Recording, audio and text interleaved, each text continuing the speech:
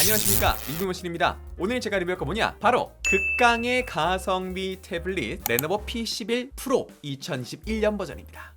너무 예쁘다. 자, 가장 먼저 스펙부터 살펴보도록 할게요. 가장 중요한 태블릿의 CPU라고 할 수 있는 AP는 퀄컴의 스냅드래곤 870이 들어가 있습니다. 안드로이드 11 OS가 깔려 있고요. 램은 6기가, 저장 용량은 128기가인데 여기 보시면 외장 SD카드를 지원해서 최대 1TB까지 확장 가능합니다. 카메라는 전면에 800만화소 카메라 하나, 후면에 1300만화소, 500만화소 2개 들어가 있습니다. 오디오는 위아래 양옆 이렇게 쿼드 JBL 스피커가 들어가 있고요. 돌비 애트모스 효과를 지원합니다. 디스플레이는 11.5인치입니다. 어때요? 굉장히 넓지 않나요?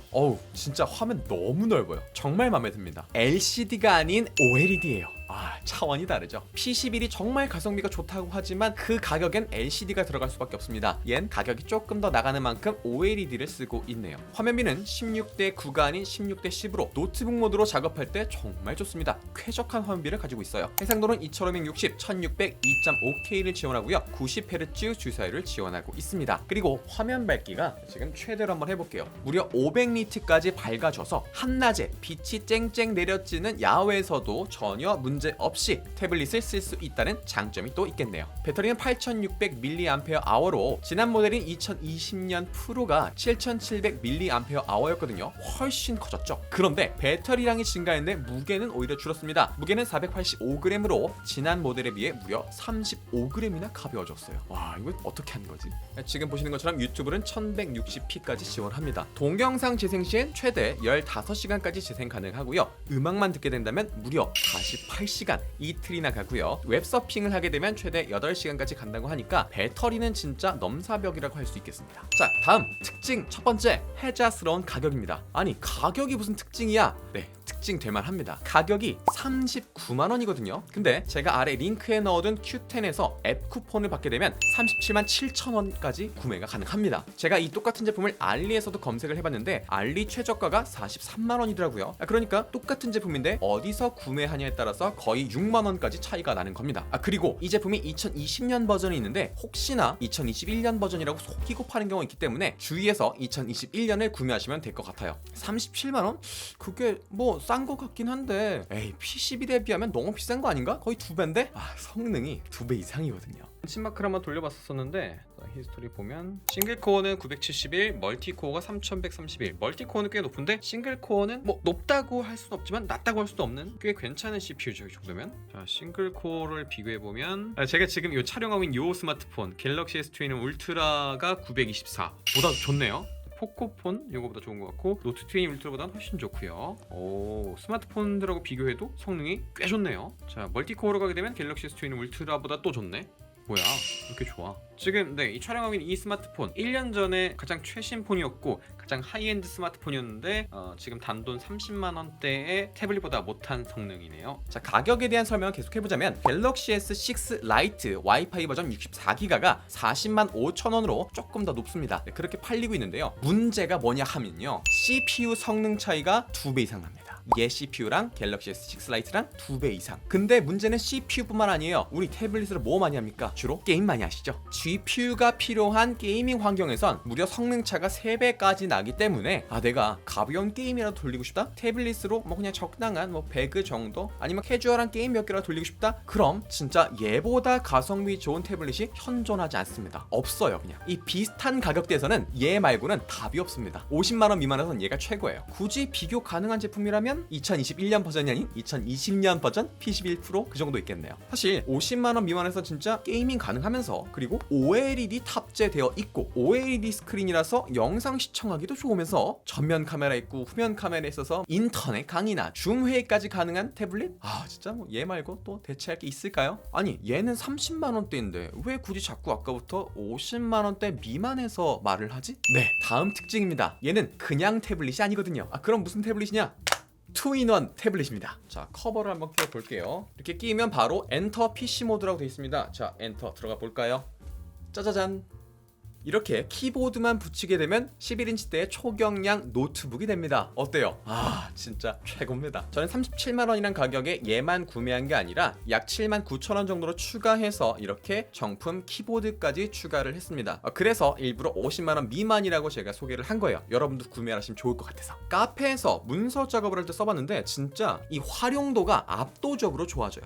뭐 태블릿 자체로도 할 수 있는 게 굉장히 많죠. 동영상 시청도 되고요, 뭐 펜으로 그림도 그릴 수 있고요, 게임도 할 수 있고 뭐 이것저것 다 됩니다. 그런데 이렇게 트랙패드가 있고 키패드가 있는 키보드를 딱 붙여버리면 그냥 레노버 노트북이에요. 일단 딱 처음에 얘를 껴보고 타이핑을 좀 해봤는데 이거 뭐야? 이게 태블릿 맞아? 라는 생각이 먼저 들더라고요. 사실 일반적인 태블릿들에 이렇게 2인원으로 연결하는 경우가 아니더라도 블루투스 키보드 써서 이렇게 타이핑 가능한 경우가 많이 있습니다. 그런데 걔네들의 키감은 그냥 없다라고 해도 되는데 얘는 스트로크가 1.3mm로 일반 노트북 키보드들보다 더 좋은 키감을 가지고 있어요. 진짜 쫀득쫀득까지는 아니지만 진짜 그냥 이건 노트북 키보드 아닌가? 라는 생각이 들 정도로 키감이 너무 좋아요. 그리고 그뿐만 아니라 얘는 이렇게 트랙패드까지 달려있죠. 그래서 이렇게 키보드만 붙이게 되면 자동으로 PC 모드로 전환이 되고요. 컨트롤 C, 컨트롤 V 같은 윈도우 단축키까지 그대로 지원을 합니다. 그리고 여기 보시면 마이크로소프트 오피스 보이시죠? 오피스가 내장되어 있습니다. 너무 좋은 것 같아요. 자, 이렇게 마이크로 오피스까지 지원하기 때문에 오피스 계정이 있으신 분들은 로그인하시고 그냥 여러분이 컴퓨터에 쓰시던 것 그대로 여기 가져와서 쓸 수 있다는 장점이 있을 것 같습니다. 사실 제가 누누이 설명을 하지만 태블릿 PC가 솔직히 컴퓨터를 대체한다? 이건 불가능한 것 같아요. 컴퓨터를 쓸 수 없을 때 대용으로 쓸 수 있을 만큼 좋다, 뭐 이 정도였는데 사실 아이패드가 정말 편하고 성능이 좋다고 하지만 우리가 일반적으로 쓰는 윈도우 환경과는 너무 다르기 때문에 맥북을 주로 쓰시는 분들이 아니라면 아이패드를 컴퓨터 대용으로 쓰긴 좀 어려울 것 같아요. 그런데 안드로이드 기반의 태블릿들은 또 좀 다르죠. 약간 윈도우와 비슷한 면이 있고 특히 삼성 덱스나 이렇게 레노버처럼 PC 모드를 따로 지원하는 태블릿들은 진짜 거의 노트북의 한 80% 정도까지 꽤나 편리함을 제공합니다. 지금 보시는 것처럼 오피스까지 지원을 하기 때문에 직장인들이라면 그리고 학생분들, 엑셀, 워드, PPT 쓰시는 분들은 걱정 없이 얘로도 작업할 수 있겠다라는 거겠죠.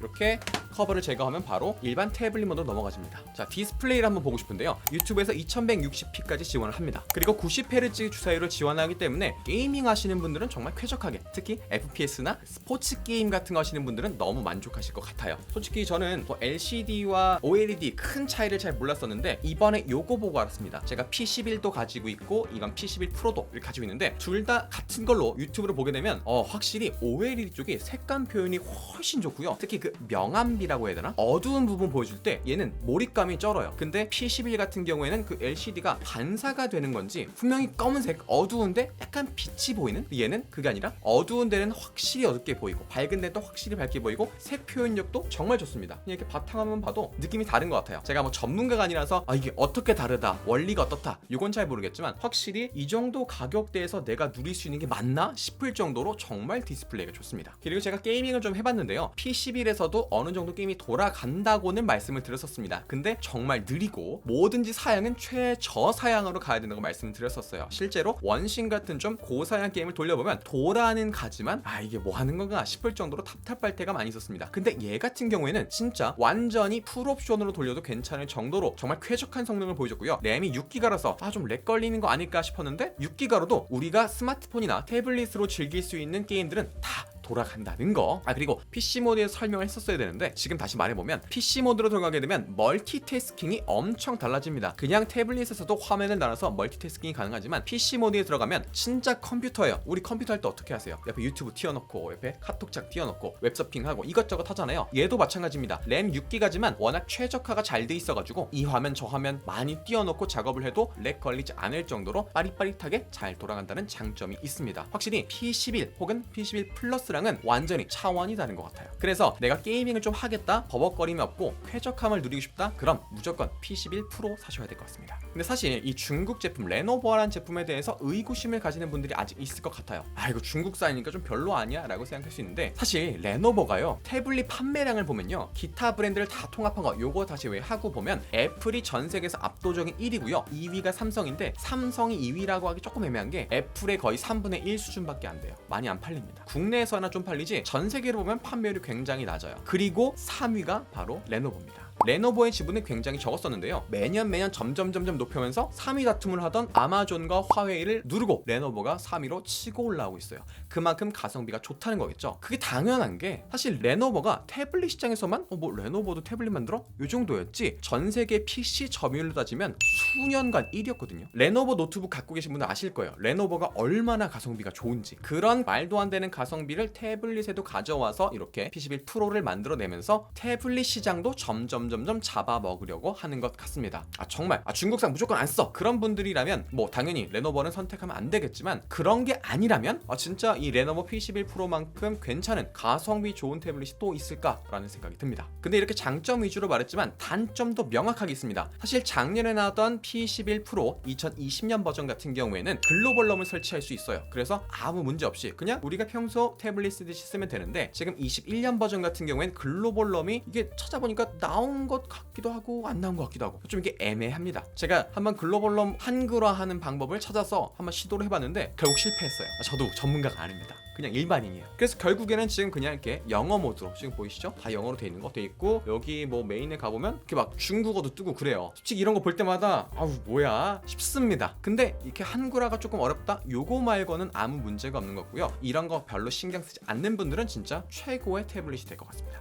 그리고 주의해야 될 게 하나 있는데요. 처음에 말씀드렸던 것처럼 얘가 2020년 버전이 있고 21년 버전이 있습니다. 20년 버전은 얘랑 성능 차이가 2배 정도 나요. CPU가 완전히 다릅니다. 근데 외형은 거의 똑같거든요. 그래서 인터넷에 보면 이거 2021년 버전이야 하고 20년 버전을 싸게 파는 경우가 좀 있는 것 같더라고요. 조심하셔야 됩니다. 제가 알려드린 그 가격 그것보다 훨씬 낫다 그러면 그건 2020년 버전 아닌가 의심해 보시고 AP만 보시면 됩니다. 2020년 버전은 AP가 750G고요. 2021년 버전은 870입니다. 870인 거 구매하시면 될 것 같습니다. 오늘은 간단한 경험기 요 정도였고요. 자세한 리뷰는 제가 몇 달간 더 써보면서 추후에 리뷰해보도록 하겠습니다. 그럼 오늘 리뷰는 여기까지 하겠습니다. 안녕!